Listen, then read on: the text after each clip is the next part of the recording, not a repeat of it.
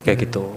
Kalau orang yang pakai sunscreen tapi mikirnya ngapain pakai sunscreen karena aku lagi di dalam ruangan itu gimana? Kan Oke. gak ada cahaya matahari masuk. Oke, kalau misalkan ruangannya gelap kayak gini nih, kayak gitu kita mungkin cuma butuh yang kandungannya iron oxide kayak gitu. Jadi untuk ngehindarin dari blue light nih yang ada di screen kayak gitu ya.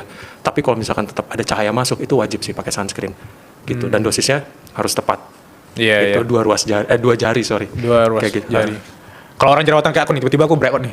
Gak apa-apa ya pakai sunscreen nih? Sebenarnya ada yang pro dan kontra kayak gitu. Sharing penasaran. Oke, sebetulnya kalau dari sisi saya pribadi ya, selama dia jerawatan parah, kalau bisa seminimal mungkin pemakaian daripada skincare kayak gitu.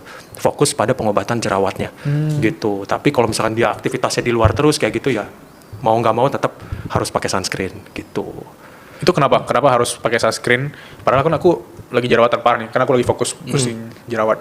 Karena dengan paparan matahari berlebih itu akan jadi iritasi kulit kita, akan memperparah proses peradangannya itu dan jerawatnya makin banyak gitu. Dan untuk masalah SPF ya tadi ya, banyak yang bilang SPF 30 aja, 45 atau 50, ada yang sampai SPF 100 kemarin aku lihat jualan kayak gitu ya. Sebetulnya tuh SPF itu tuh asalkan kita mengulang sunscreen SPF 30 aja itu cukup kayak gitu. SPF itu melambangkan seberapa banyak itu si sun protection factor-nya itu dia menangkis si ultraviolet.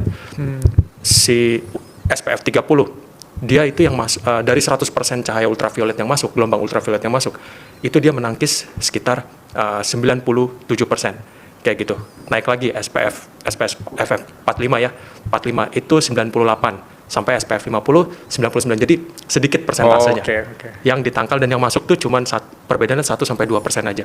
Jadi sebetulnya kalau mau pakai SPF 30 aja itu nggak apa-apa, asal pengulangannya yang betul. 2 jam sekali katanya. 2 jam sekali di panas matahari ya, di luaran. Itu dari WHO sih yang ngasih. Kalau nggak pakai sunscreen, kelihatannya dalam waktu berapa tahun? Misalnya aku di usia 25 nih, nggak pakai sunscreen nih sampai usia 30, itu kelihatan jelas nggak? Kalau menurut pribadi ya, secara teori pasti kelihatan kayak gitu. Karena mulai dari usia 20 aja tuh kolagen kita udah turun kayak gitu. Kolagen kita produksinya udah turun, apalagi kita paparan matahari terus. Tapi tergantung balik lagi aktivitas ya.